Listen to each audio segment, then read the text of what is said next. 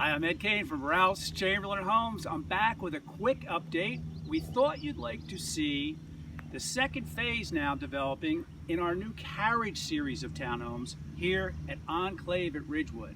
This is the new Aubrey Circle, where we've just paved the cul-de-sac and installed the Belgian block curbing for 16 more new carriage-style townhomes. That's the Essex, the Avignon, and the Chandler, which we've been selling for the last 2 years. But phase 1 is now practically finished. We're on phase 2 with new home sites for the Carriage series that back up to beautiful private natural settings and sit back in a little cul-de-sac spot here on the new Aubrey Circle, Enclave at Ridgewood, phase 2, the Carriage series. So come on out. We can look at the locations, we have the models for the floor plans, and it's a great spot. See you soon.